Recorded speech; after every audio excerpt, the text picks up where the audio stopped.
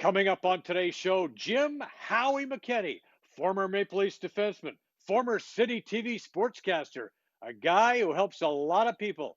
Joe Tilley Sports, coming up.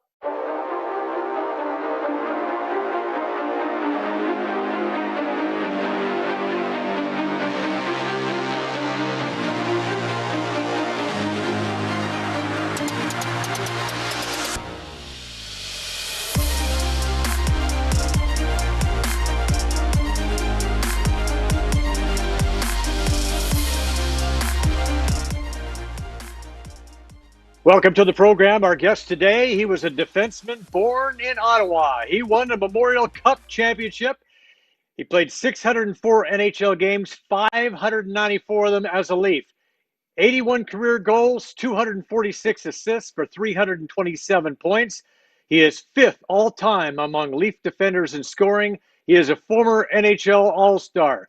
He also worked at City TV, where he was a sportscaster for 20 plus years, and he is now an addiction counselor at Addiction Rehab Toronto. Ladies and gentlemen, please help me welcome Howie McKenny to the program. Howie, nice to see you, my friend. I looked a lot better in the other picture than I do now. You look pretty good, I must say. Yeah. Well, let's talk a little bit about your career first, Howie. I looked at some of the sources here, and it says you were drafted 17th overall by the Leafs in 1963. But weren't you just signed by the club? I was owned by the Leafs when I was 14 years old. As soon as you play junior A for their team, you're automatically owned by the Leafs for life. Had I known that I had a choice to go somewhere else, I would have, because there were only 6 teams in the league right then. And the only team that I really disliked were the Leafs, because they used to shove them down our throats every Saturday night. I had to watch the Leafs, and I was more of a Habs fan and a Boston fan. But the only way I could come to Toronto if I get an education. So my mother maybe come here to go to St. Mike's, but it wasn't. They moved to Neil McNeil that year, so I went to Neil McNeil, and I think I had grade 10 when I came here, and then I did another 4 years of high school, and I finished with grade 10. So, so that worked out well for you. Let's talk about a little. Yeah, let's talk a little bit about the. Oh, sure. We missed you. We lost you. Where are you? Yeah, I'm just trying to. You've disappeared on us, Howie. Oh, yeah, loosen up a little bit. Okay. Okay. Take the jacket off. Stay well. Okay. So played high school hockey at Neil McNeil. You also played with the Marlies. You mentioned Marlboroughs, and you won a Memorial Cup title in 1964. And let's talk about that 1964 Memorial Cup team, because it may have been maybe the greatest junior hockey team ever assembled. Let's talk about that team. Yeah, well, I think we had like 10 or 12 guys that played over 10 years in the NHL later on. Starting from the goaltender, Gary Smith was a Vezina Trophy winner in Chicago with Tony O.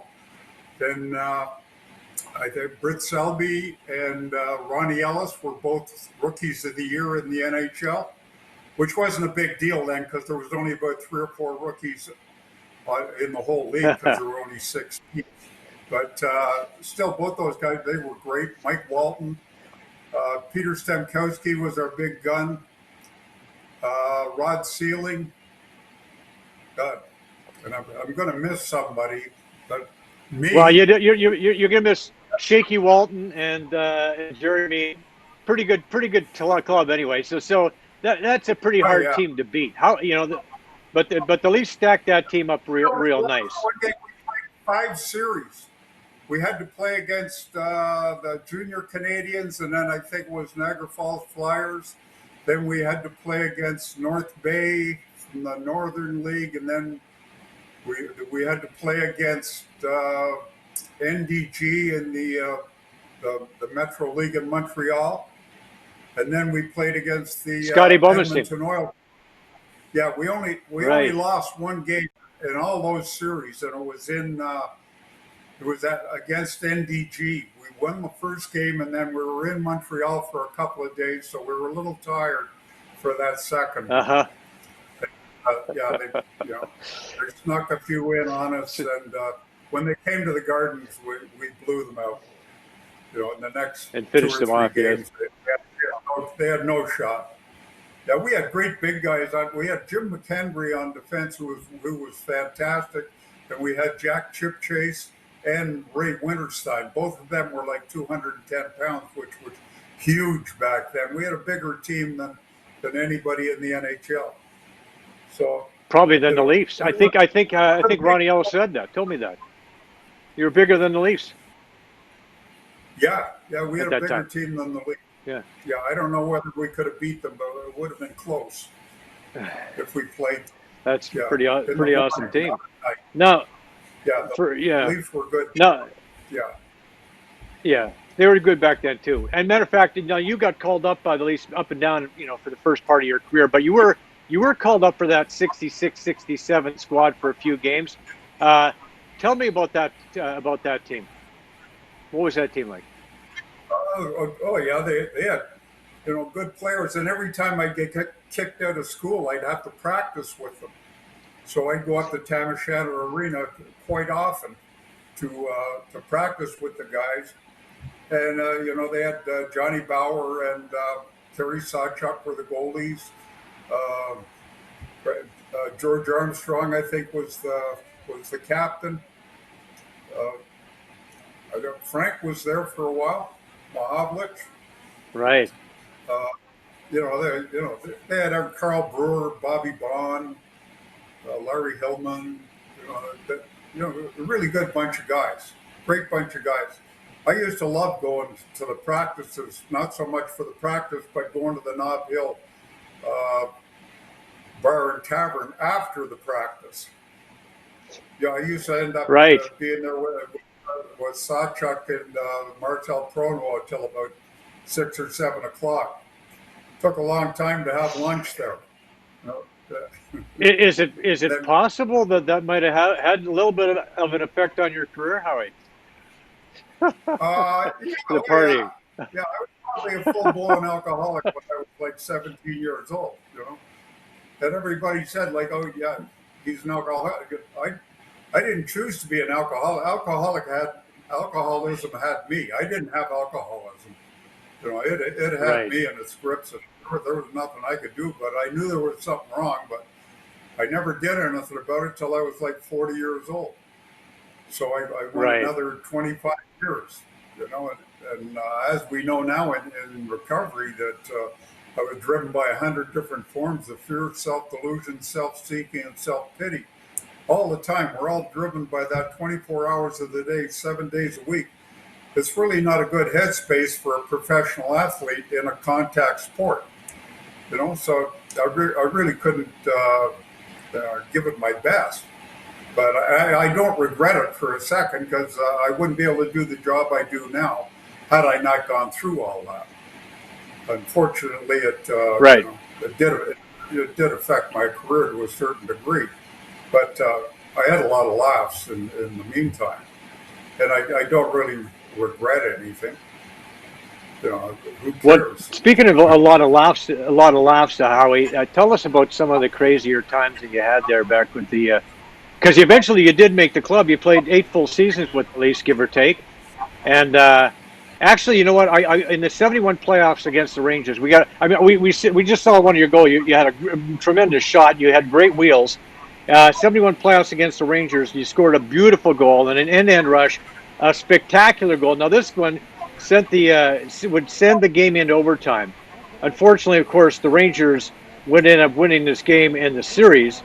But just this rush, here it is right here, full flight in the offensive zone, and zing, boom, and that tied the game late in the third period in a game that you guys ended up losing. But wow, I mean, it was the start of a pretty nice run for yourself, and you did make the All-Star team. Matter of fact, back in the day, Jim Gregory and Frank Orr and others had suggested that perhaps Jim McKenny was going to be a better player than Bobby Orr. You remember those comparisons? those guys aren't working in hockey anymore. I know Gregory. Right. Yeah. I don't know. Yeah, he didn't say it Yeah. in pro. Well, In I was pretty close to Bobby, but in pro, he just went to another level. You know, when a guy has a good year right. in the NHL, he's probably a plus 15 or plus 17. 1 year Bobby was plus 121. Like they Right. scored 121 more goals when you're at even strength when he was on the ice for the Bruins than the other team did. I mean, he Right. was in another world altogether. You know, but I haven't He seen. did. I've He did never have a seen good it. supporting cast, but yeah, you're right. The way, Yeah. yeah, but he was great. Yeah. I always liked playing against Boston so I could watch him. You know, Right. just to see how great he was. Yeah. Yeah, it was fantastic. We loved it. Well, so Howie, tell us what are some of the crazy things that happened to you back in those '70s teams with the Leafs? Well, I don't have total recall on a lot of the stuff. You know, right? Right. I Somebody made a understand. mistake. One of the 3 stars. Well, See, yeah. that's a big deal. I don't know what you got for that. Maybe a free chocolate bar or something. Yeah. I remember one time we played against the Russians. An all-star team from the OHL played against the Russian big team, and we had guys like Derek Sanderson, Bobby Cave, Serge Savard, um, uh, Mickey Redmond. Like we had all the best players in the OHL, and they packed the gardens for the game. And I think we ended up tying them like it was 6-all or 7-all, and we all got suitcases. They gave us Samsonite suitcases for playing in the game, you know. And they ended Right. up getting all the money from the whole deal. We ended up with the suitcases.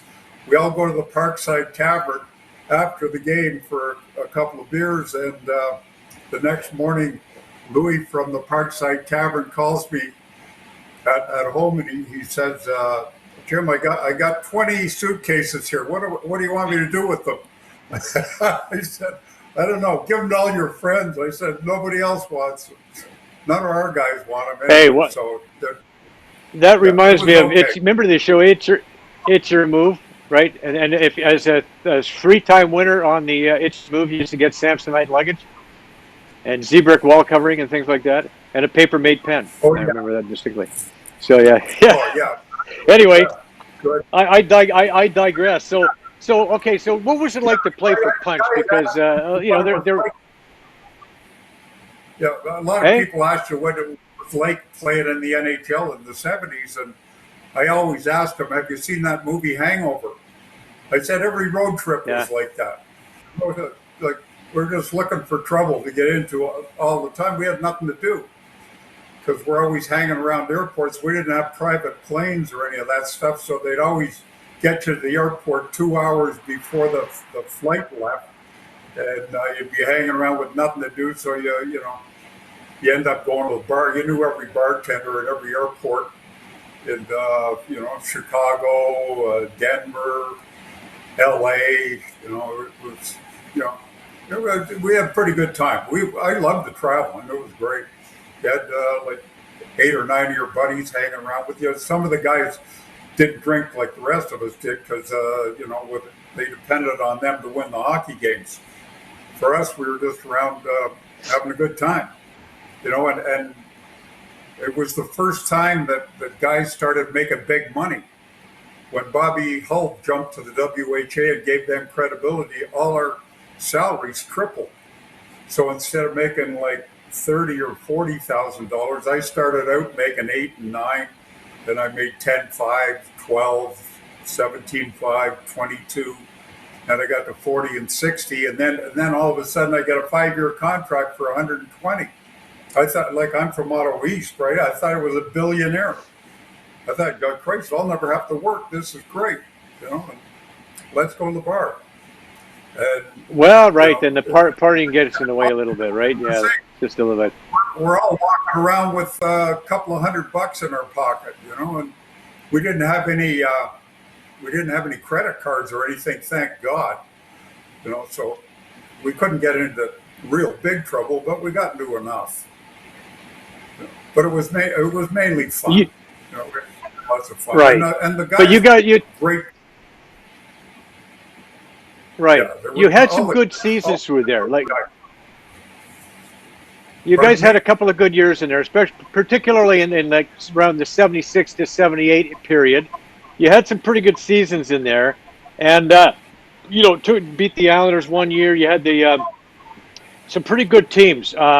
What? Because I was talking to Rick Vive, and he looked back on some of those teams, and he said that he thought that you guys were, in a position where you maybe could have got a little bit further and maybe done a little more than you did. What do you think kept you guys from reaching like higher goals? There were a lot of other good teams in the league at that time. Philadelphia had a really good team. They had a tough team, but they had a really good team. They had guys like Rick McLeish and Reggie Leach and Tommy Bladen. They had a good hockey team, and they had our goaltender too, Bernie Perron. Right, Bernie. Yeah. We lost him to the WHA. Got nothing back for him. He went to the Miami Screaming Eagles. They folded, so then he's a free agent coming back. He could have come back to Toronto if they would have pursued him. But he ended up going to Philadelphia, and they get the best goaltender in the league. I don't think they would have won any Stanley Cups if they didn't have Bernie. So he might have made the difference. I'm not saying our goalies weren't just as good, but Bernie was pretty well the best in the league. We lost a lot of guys. We lost Paul Henderson. We lost Davey Keon. We lost Jimmy Harrison. We lost Ricky Lee. And Bernie. I mean, you take those five guys. If we would have had those five guys in the mid '70s and into the '80s, probably would have won 3 or 4 Stanley Cups. But had those guys stuck around, maybe I would have got sent somewhere else. So it ended up being good for me, anyways. I eventually got sent down to Dallas anyway. Right. Like at Christmas time when Roger Nielsen was their coach. He just came in and I think it was between me and Jonesy, and Jonesy was playing really well, and he was a good checking center. They needed him more than they needed me, so they sent me to Dallas, and they called me in and said, well, you're not playing much, so we're going to send you down to Dallas. I said, well, if somebody gets hurt, I'll probably come back. And Roger said, no, you're never coming back here. I said, really? So I told him to go do something that was physically impossible. But then I called him back in a couple of weeks, and I said, Roger, I apologize. I was a little short with you when I left. And, I said, things couldn't be better for me. This is the best thing that ever happened to me. I'm getting paid in American dollars, and this is like playing in heaven down here. The weather's great. The guys are all really good guys, and he said, "Oh yeah, you're playing well." I said, "Yeah, I'm playing a little too much for my liking, but everything else was fantastic." I said, we go to Court 5 and drink beer all afternoon. Then we go to the Mad Hatters and drink for free at night. I said, this is heaven. I said, he hung up on me. Rogers was an amazing guy. Like, he used to have his hockey school every summer in Port Hope. He'd have all his old Peterborough Pete guys working for him. And I knew the girl that was his accountant, and I asked him, how much money did Roger make with that camp every summer? Because he was always packed. She said, yeah, he was packed, but he never made a cent. Said if somebody needed a new pair of skates, Roger would go out and get him a new pair of skates. Somebody needed a stick, Roger would go get him a stick. Some kid couldn't afford to come to the camp. Oh, come on. Well, I can't go because my brother, I got to look after my brother. Well, bring your brother too. Half the guys that went to his camp went there for nothing. And he was paying for the room and board and put the ice time and everything else. Like, he was an amazing guy. they were at the college in at Port Hope, and they were Oh yeah, on the they it was something like St. Mike's, but it's a boarding school, so you could go there and you'd stay. Mount something. Yeah, yeah, Yeah, yeah. uh, So I did Roger was a great guy and turned out to be an amazing coach. And did he ever call good you coach. back up though? No, never. They called me back up for No, the never last did. game. Yeah. I told them no, I can't go. I'm going to the doubleheader of the Rangers this afternoon. We've got about 4 kegs of draft on ice right now, and we're all ready to go. So I so, can't I can't come up and play for the I Leafs. tried I'm to call sorry. up Kurt Walker, but Kurt Walker punched somebody out the night before and broke his hand on the guy's helmet. So they wanted me to go back up there. I said no. They told me I'm never going back there, so I'm not going back there. Forget it. And then they Right, traded me to Minnesota, which was great. I went right. to Minnesota. That's when Minnesota went together with Cleveland. So they had, 19 of the jobs were taken, and then there was about 40 of us fighting for the one other job. But I told all the guys, I don't give a shit how good you're playing. I'm making this team because the Leafs are paying my salary, and the only stipulation was that the Minnesota North Stars didn't send me back to the Leafs. That they didn't ask for a player or anything. Just keep him.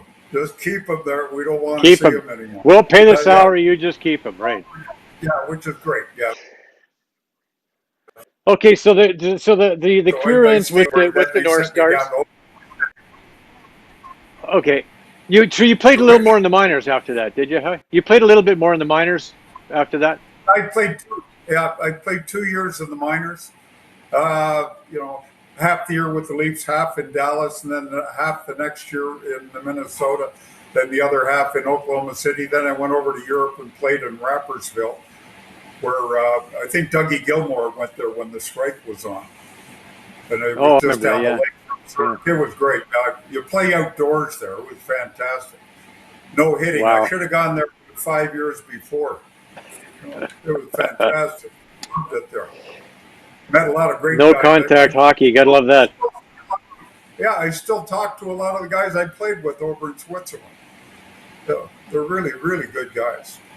It was Like fantastic. Swiss guys or North American Swiss guys. guys, yeah. Swiss guys, and Oh yeah. Wayne Cool. Dillon was there with me 1 year, so I see Dilly every once in a while. We laugh about you know, what went on over there, and it was all good. Yeah. But I have no bad memories about the hockey. The hockey was great. And then I was lucky enough to come back here, and I had no job, and I had no education. I had a grade 10 education. Where am I going to go? And so I tried a couple of jobs. I got fired from them. Sportscaster. Skills, huh? Sportscaster. You don't Sportscaster. need any education to be a sportscaster. There you go. How'd you end up at City? I How'd finally you end up at found the City? Well, you job were that I Q107 first, right?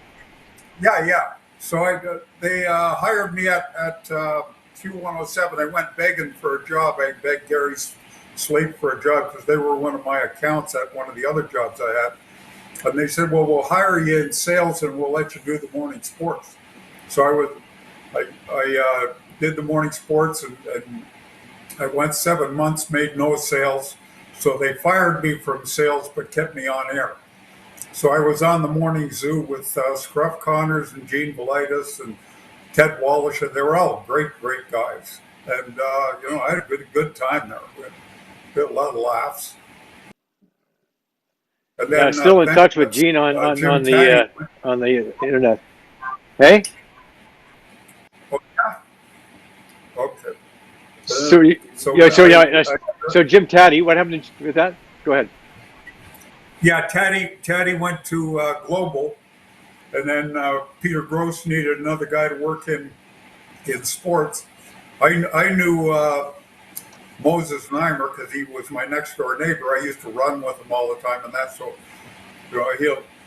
he gave me like a screen test, and then I was on trial, and so it was great. Yeah, I ended up getting the job there, and I always thought I was going to get fired, so I never got into the pension plan. Holy Jesus!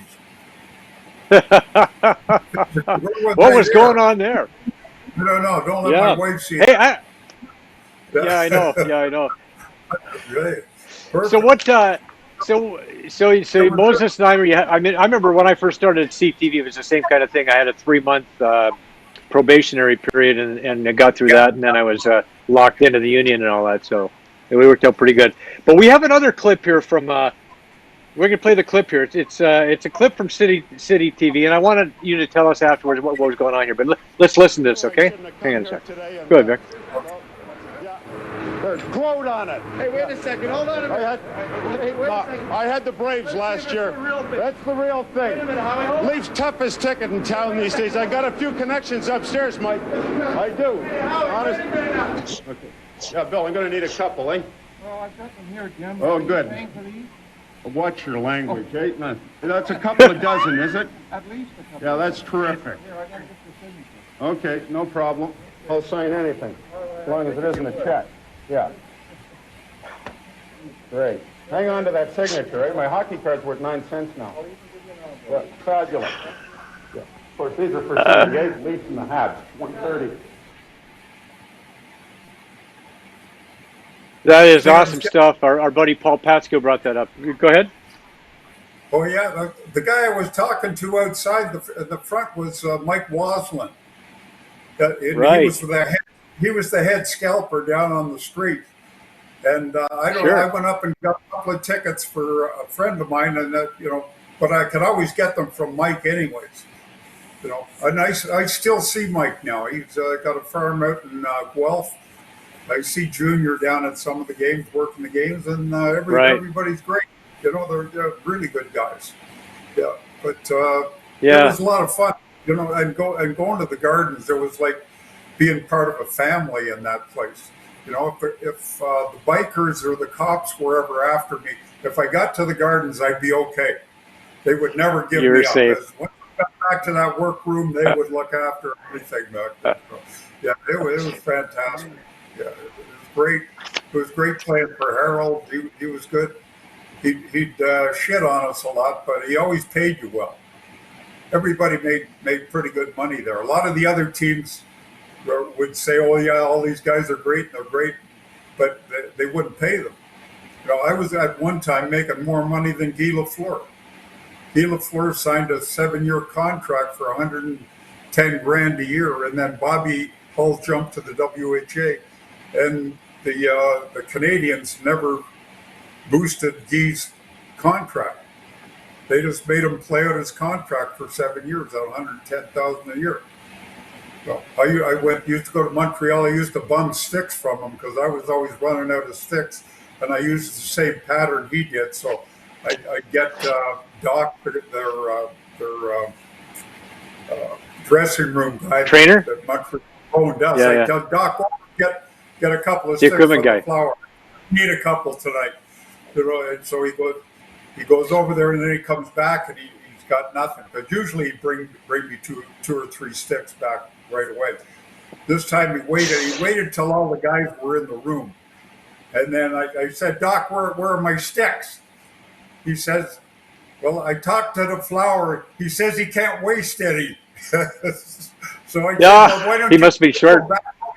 You go back over there and ask him what he's making tonight. He'll be playing 40 minutes for $110,000 a year. I'll be sitting on the end of the bench for 120." Okay. So he went back and told him Guy laughed. Yeah, he didn't give. Those are crazy times because I hear stories about how Lafleur used to step back into the hallway behind the bench and light up smokes during the game. Oh, well, he used to smoke in between periods. Yeah. Played in an all-star game in Chicago, and we went out for the warm-up, and then I came back in. I grabbed a smoke and fired it up, and I was walking in the cannon, and Henry Richard was looking at me, and I said, "Well, you never seen a superstar smoke between periods?" And he just shook his head. I said, "The flower does it all the time." He said, "Yeah, but you're not the flower."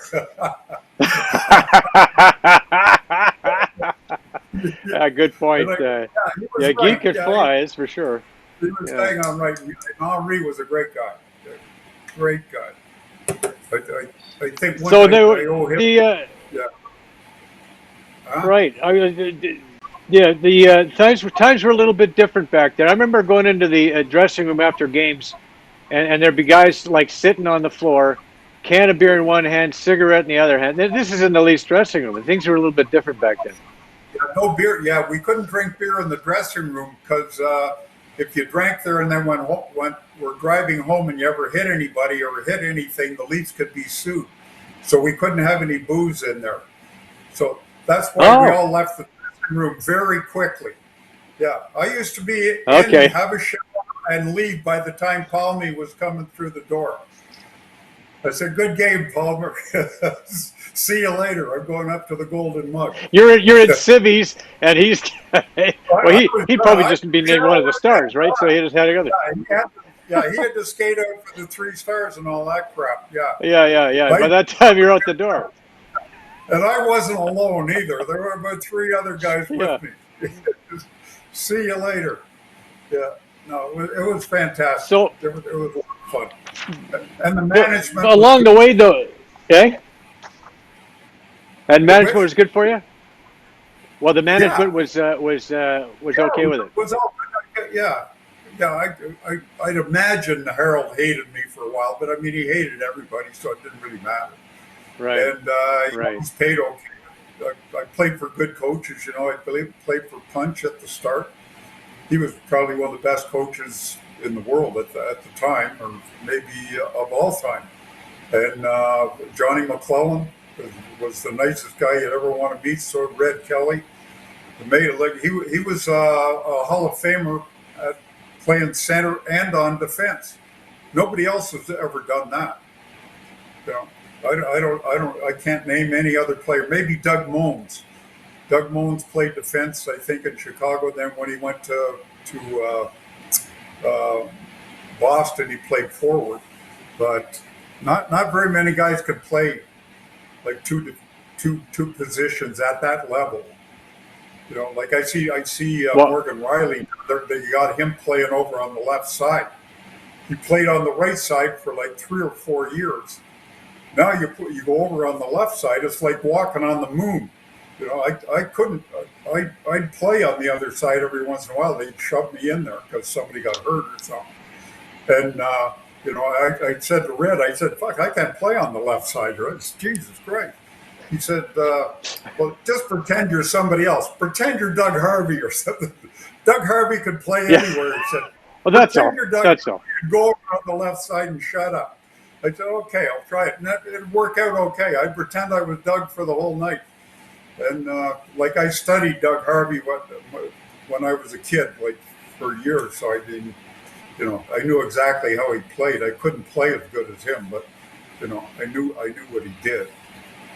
And so it How'd you was get? okay. But yeah, Yeah, Doug Harvey was, unbelievable. He was the he best was the defenseman in best. the world up until Bobby Orr came along. Eddie Shore before him used to carry the puck a lot, but Doug Harvey was the only guy that used to carry. Doug Harvey and Red Kelly, at in the mid '50s to early '60s, they were the only two rushing defensemen in the league that I know of. And not that I followed it fairly closely, but whoever played the Leafs, I got to Yeah. see. And then I'd see the Right. Habs be on the next night in French. Or in the afternoon, you could watch the old Quebec League, and that was in French too. So that's how I learned how to speak French when I Right. watch play-by-play in Watching French. hockey. Yeah. Debout, let's Et le see. but. Yeah, yeah, Et le all that but. shit. So, Yeah, now, how did you get the nickname Howie? Oh, when I was in with playing with the Marlies, there was another guy on defense third named Jim McKenny. So they kept getting us mixed up.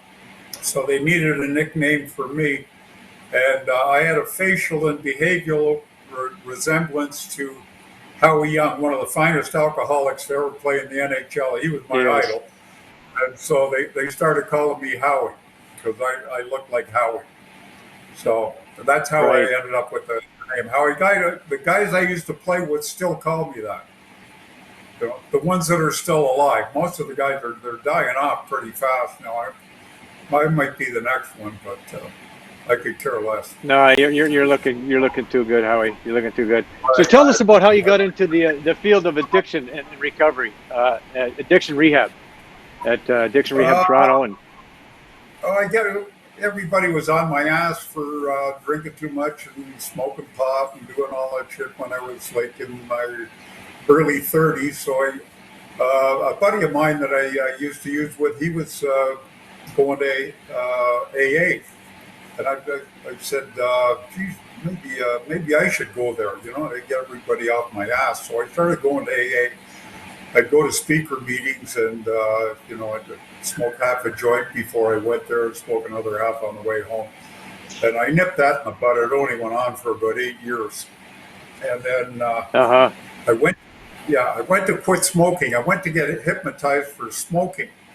And the doctor that was going to hypnotize me, he said, I got to know a little bit about your background before I hypnotize you for the smoking. He said, do you drink at all? I said, well, I've been in AA for 8 years. I said, but I still have the odd slip. He said, well, when did you have your last drink? I said, well, I had a few pops last night. He said, okay, you got a problem there. How about marijuana and hashish? I said, oh, I like that stuff. He said, how often do you use it? I said, pretty well every day. And he said, how long is that gone on for? I said, about 14 years. He said, I think you have a problem with that. And he said, how about cocaine? I said, no, I never touched that stuff. When in actual fact, I'd done an 8-ball all by myself the night before, which is 3.5 grams. right, And, right, so then I go the next morning and go to the bank before I go to Dr. Rotenberg to get hypnotized for smoking. I'll go to the bank, get another $350 because I know I'm going to be way too sick to go to work that day. And then I jump into a cab and I go over to Hyde Park. I was living at Bayview in Moore at that time. I jump in a cab. I go over to get hypnotized for smoking. And the doc says, I can hypnotize you for the smoking, but it's probably not going to work on you. You've got about 8 or 9 other things you got to look after before you even think about quitting smoking. And so he sent me to a meeting that night. And then the next night, that guy sent me to another new meeting. And when I went into that meeting, it was different than all the meetings I'd gone to for 8 years. And it wasn't any better, it wasn't any worse. It was just different. And I think it was my time. I went into that room. I never used again. I never drank again. And I started going to meetings. I was doing 90 meetings in 90 days and all that stuff that they were telling me to do. And everybody was going to treatment centers. And I'm saying, I wouldn't mind, going to San Antonio or Palm Springs or something, work on my golf game and get a little recovery. It'd be fine. I went and got assessed at Bellwoods or Donwoods. No, it was Bellwoods. And because I had a buddy that ran Bellwoods. And he got me in there. I got assessed. And very quickly, they said, you're a 3-month guy. You're coming in here for 3 months. I said, well, I better check at work. And I went down to work and told them that, I got a few problems and I got to go into treatment. And they said, yeah, we know. And, so you can have the time off or we're not going to pay you. So I'm no math genius, but I figured it out. It was going to cost me like $44,000 to go to Bellwoods for 3 months and not getting paid. So like 44 grand's a lot of money. I knew I'd have to make 88 to keep the 44 to pay for the right. That was the magic number for me, 44. Anytime I thought of using or drinking or anything, 44 grand, no sir, no thank you. I ain't doing it. I kept going to the meetings. I got better and better. And, I told her, I said, do you have an outpatient program? I can't afford this. And she said, well, how much money do you spend when you're using drugs and alcohol? I said, that's not the point. She said, that's exactly the point. I said, well, I'll just go to the meetings, and I'll get better. She said, no, you can go to as many meetings as you want, but you'll never get it. So she was the MVP of my recovery because anytime I wanted to use, I just think of her and the 44 grand and there was no way I would use them. There was no, and so I kept going to the meetings, and I didn't have any recovery. I was just sober. I was still crazy, and I didn't know anything about the big book, and I always had the big book handy because I work on Zoom here every day. So, you know, there it Right. is there. I can't put it on the screen, but I'm sure it's Does there. it look like this one? Yeah. Yes, that's the one. Yeah. Yeah. And there's lots of us out there. Trust me, Joe. There's lots of us. Yeah. And we're not bad people. We're sick. We're very sick. You know, and Right. the disease had me in its grip, and my son was in the same predicament. And he came into the program, got a couple of years sober. Then he went out on a toot, and a guy came up to him in a meeting that he'd never been to before. When he came back, he didn't want to go to his home group because he was too embarrassed. So he went to a meeting he'd never ever been to before. And this guy comes up to him and says, "Listen, kid, you look like you're hurting. I've got the answer for you." And Jason told him to beat it, you know, mind his own business. He went to another meeting the next night he'd never been to in his life. Same guy was there. He said, "Listen, God's talking here. Go get yourself a book and we'll go to coffee time and we'll start going through it." Within 2 weeks, Jason was bouncing off the walls. He had better recovery than I did. And I had 5 years. I was 5 years sober. And I asked him what happened. And he tells me the story about this guy that took him through the book. And I said, "Well, where are these guys?" And he said, "Well, they have meetings down on the beaches tomorrow night." I said, "Well, I'm going to go." I went to there. The first guy I bumped into when I went into the meeting, I asked him to take me through the book. He said, "Well, where do you live?" I said, "Hyde Park." He says, "Oh, I'm at Bloor and Keel." I said, "Perfect." So we could meet at the Grenadier restaurant every morning for like 30 days, 35 days. And he ended up taking me through the first 164 pages of the book. And then after that, I started taking people through the book. And it just mushroomed from there. And I've never had a problem since. You know, you know, as far as drinking and drugging go, I have no desire at all to ever drink or use drugs again. But my behavior gets a little offside every once in a while if I stop doing what I have to do, you know, because I'm still crazy. You know, the main problem for the alcoholic isn't the phenomenon of craving that we get when we put the stuff into us. The main problem is if you know you've got the phenomenon of craving, why would you do it? And that's the insanity of the disease. You keep thinking it's going to be different every Right. time, and it is different. It's worse. Yeah, it gets worse. Yeah. It's a progressive disease that always gets worse, and it's rampant out there now. I work at a treatment center. They got 40 people in there now, and I haven't been able to go because of the COVID. So I'm going to eventually start working on Zoom there. But Right. you know, it's packed. Another place I used to work out in Port Hope. It's packed. It's packed, and they're opening a new one that's got 40 more beds, so they'll have 60. They'll have 60 beds at that place, and it'll be full. You know, it's rampant out there, and you know, people are terrified for their kids, and you know, so they send them to the treatment centers, and the treatment centers can keep you sober for 30 days. You know, they physically they can isolate you from boozing out and drugs, but they can't look after the mental part. That's you got to do that yourself. You know, and that's Right. it's using this book. This book and this book get you to That- God. And I'm not religious. I'm spiritual. I can get spirituality like that. Right. If I want to be a Catholic or a Buddhist or a Hebrew or something, it's going to take me 10 or 11 years to learn all the disciplines of those religions. So you know, there's no way that I would do that. But I can believe in a power greater than myself, just like that, and you know, a power greater than Jim. And I don't have to go around looking for my problem. All I got to do is go up into the washroom and have a peek in the mirror. There's my problem right there. Me. I'm my problem. I caused all my own trouble. You know, I got sick with this disease and I didn't get help. right away, and I'm sure the help was always offered to me, but I never took it. And now, like I'm working with maybe 5 guys a week, 5 guys 3 times a week, and I go to a couple of meetings a week. So I ended up doing about 18 meetings a week. This Zoom stuff, it's fantastic. Whatever system you're using here, which you say is better than Zoom. They're all Zoom to me. I don't know anything about technology. Yeah.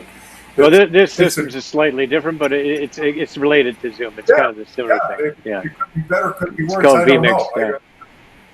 I'm totally ignorant. Vic likes it. Vic's a boss, so we like it too. I do.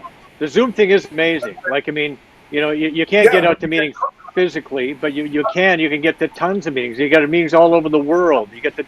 There's a guy that I work with who's from Colorado, right? So I mean, it's pretty freaking amazing that you can do this kind of thing, right? So it's very helpful. But you talked about the spirituality of the recovery and the spirituality that we have, which requires a spiritual solution in order for us to remove that obsession, because that's the liar in my head keeps telling me something different unless I find that spiritual solution.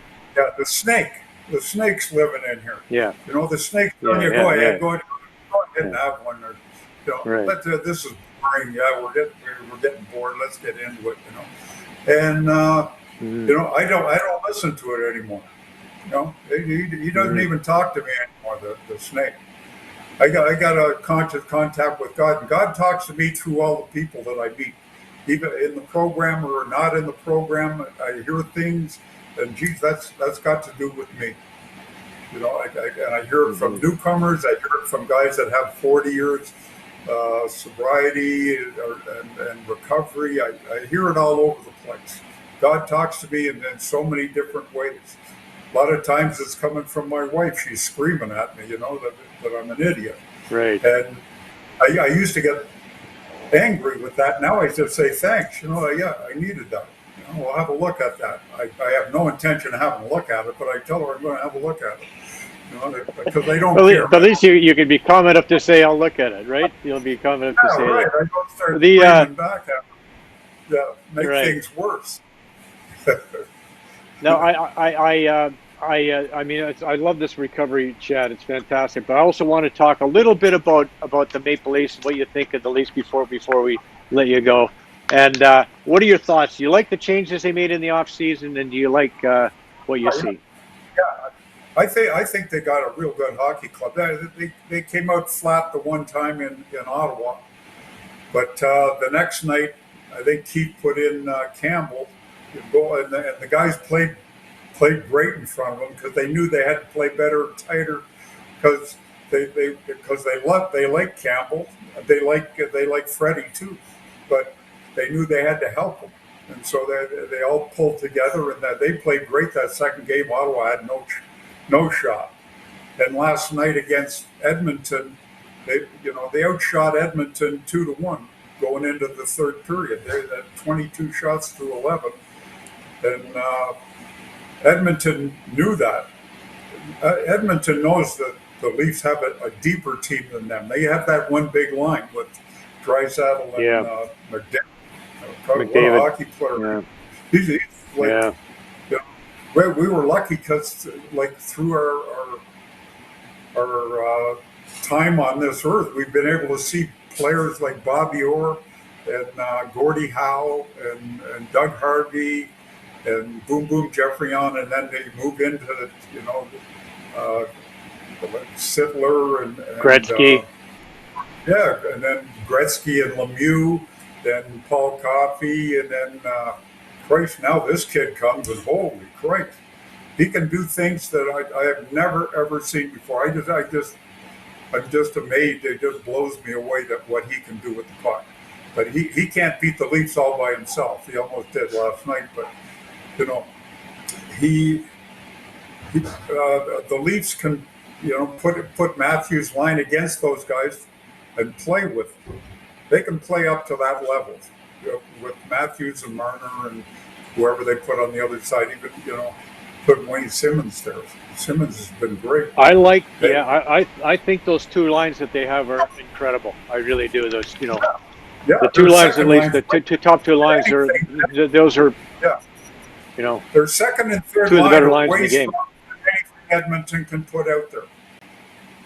And their defense is really good. I think the one new kid Brody. he's having trouble. Brody, He's Bogosian. struggling a little bit. He's going to come. He's a good hockey player. Sure. He's just having confidence problems there right now.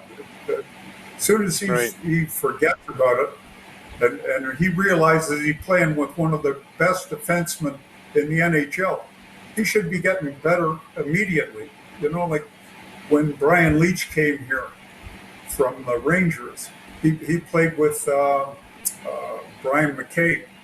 And McCabe was a good hockey player before. When Brian Leach came, immediately McCabe became an all-star. He became an all-star defenseman in the league just because he was playing with Leach. Leach would always be in the right position, feed him the puck at the right time, and he learned a ton. And he was a good player from then on. Or a great player from then on. He was a good player before, but he went from the Islanders to Vancouver to Chicago, and then to the Leafs. Like people they could see the potential in him, but maybe they didn't want to keep him enough. And then the Leafs got him, and they got like 7 or 8 great years out of him. He was a hell of a hockey player. Then he went to Florida, and, played okay there, and now he's retired.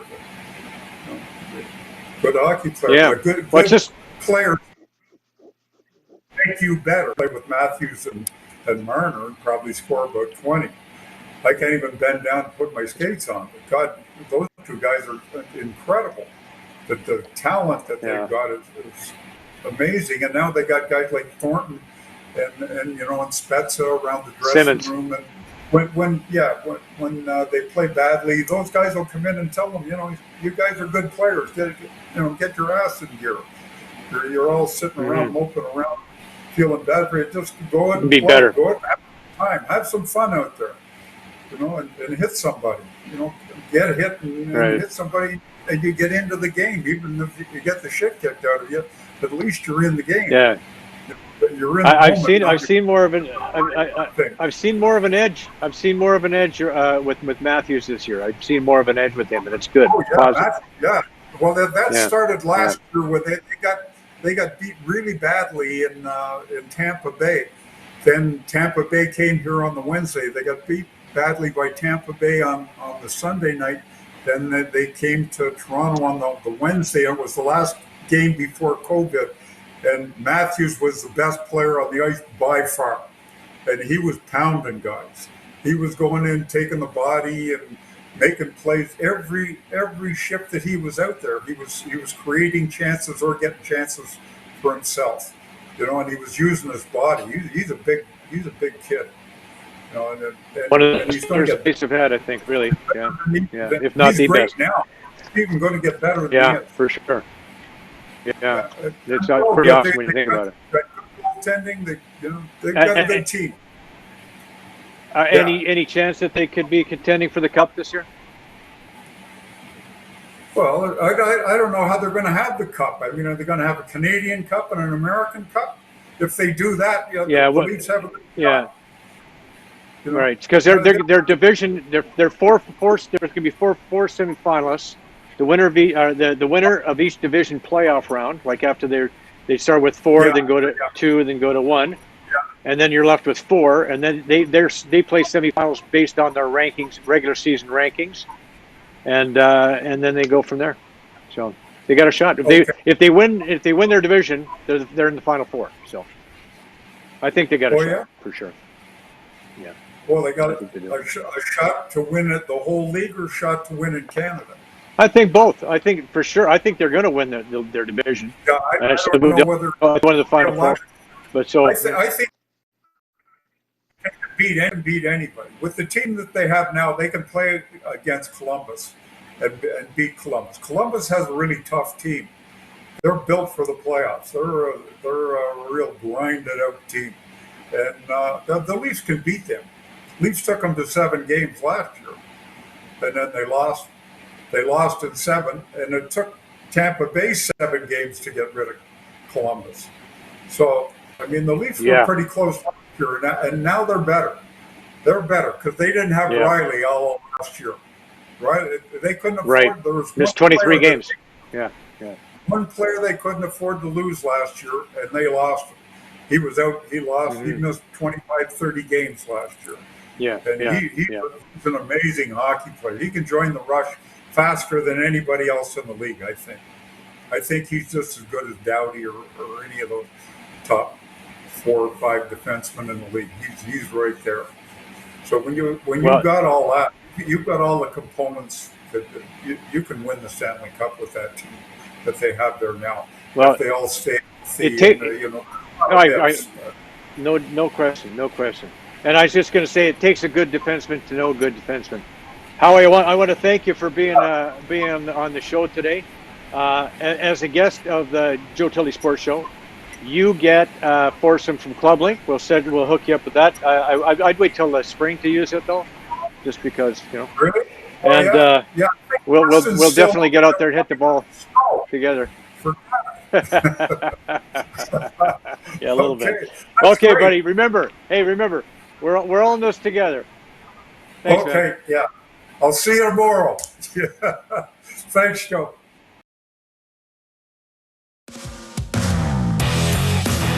Promotional consideration provided by ClubLink. ClubLink. One membership, more golf.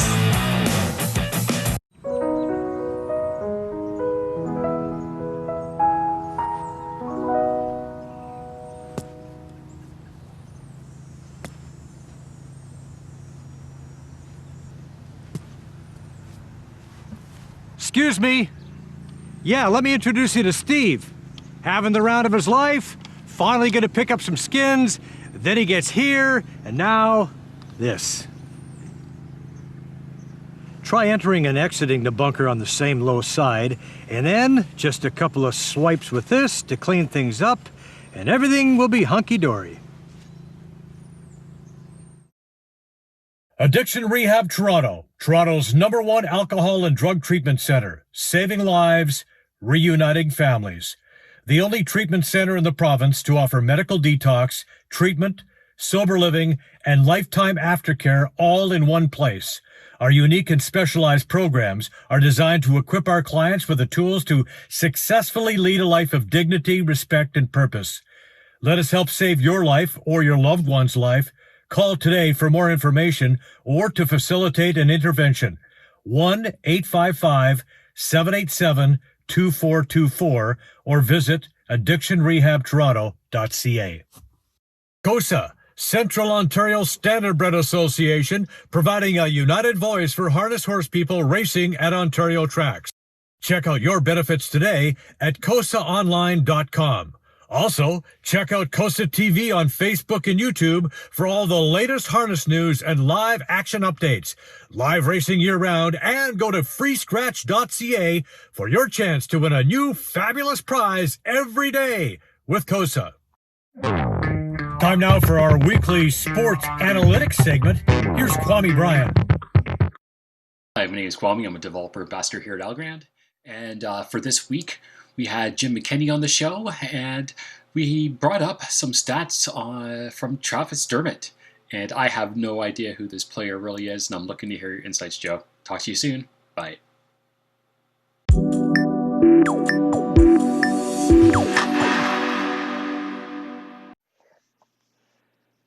All right, thanks, Kwame. We thought that would be a good matchup for young Jim McKenny. We're not sure exactly who Travis Dermott is yet. He's had to deal with some injury issues, but like Howie, I think he could potentially be an all-star down the road. Well, it was a big week for the Blue Jays, wasn't it? All right. Here's a nice upgrade in the outfield. The Jays available. George Springer agreed to a 6-year deal worth $150 million. The 3-time All-Star also has a pair of Silver Slugger awards and a World Series MVP trophy on his resume. Well, not many guys can say that. The Jays also took a run at Michael Brantley, but Brantley opted to re-sign with the Astros. They also bolstered their bullpen, landing free agent relievers Kirby Yates and Tyler Chatwood. Yates had an off year due to bone chips in his elbow, but he's had surgery to correct that problem. He could be a dynamite signing. And I've got news for you, folks. The Jays are going to be contenders this year. All right. Well, the Raptors, just when you thought it was time to write them off, they go and reel off 4 straight wins. And before that, lost to the Heat, of course. They're playing strong defensively now. Chris Boucher has been as good as we could have possibly hoped. Pascal Siakam has picked up his game. Norm Powell appears to have turned the corner, although Norm is rumored to be on the trade block, so we'll see what happens there. OG Anunoby is finally starting to earn some of that big new contract that he signed, $18 million per year. Bottom line is the Raptors are definitely in the playoff hunt, along with a lot of other teams. It's been a great year and a nice run for the Buffalo Bills, coming off a huge win over the Ravens. Josh Allen, oh, what a year. Love to see the Bills make it to the Super Bowl, but I don't think they can beat the Chiefs. Patrick Mahomes, yes, he suffered a concussion last week. We saw his picture just moments ago, and there he is. But he should be good to go on for Saturday's AFC Championship. He can beat you with his feet or his arm. He is the real MVP. KC will prevail. They are favored by 3 in that game. In the NFC, what can you say about Tom Brady? Steady Eddie outplayed Drew Brees, who may have played his last game. Brady is amazing, but that Brady magic will not be enough against Aaron Rodgers and the Packers. The Pack are also favored by 3. They're just a better team than the Bucs on both sides of the ball, and they should win. But it's going to be a fun game. And a reminder, there's a matchup. A reminder to subscribe to Joe Tilley Sports on YouTube. You don't want to miss any of the latest news that we got coming along. We close with a look at the folks who make this show possible. These are friends, they're trusted business associates, and all-around great folks. I highly recommend them, and I want to thank once again Jim McKenny for being on the show today. And thank you for watching. We'll see you next week. Get Aldo at Remax Crossroads. Do you want to buy or sell a home? Could 31 years of real estate experience help you? Why not speak to an amazing team that loves to overpromise and overdeliver? Call 416-GET-ALDO or visit www.getaldo.com to find out what next-level real estate looks like. RS Demolition and Excavation has extensive experience with complete teardowns and interior strip-outs. Looking to build a custom home? RS Excavating Services has the experience you need to build and establish neighborhoods. For the highest level of quality and cost-efficient results, we provide innovative demolition solutions completed on time and on budget while ensuring our number one priority, safety. Call 647-852-3006 for an estimate or visit rsdemolition.ca. Brian Gribben Insurance Planning, helping you solidify your financial future. At BGIP, what we do that's unique in the marketplace is we show people how to spend and enjoy their money in their early years of retirement without the fear of running out. Also, we're able to do this without you having to change financial advisors.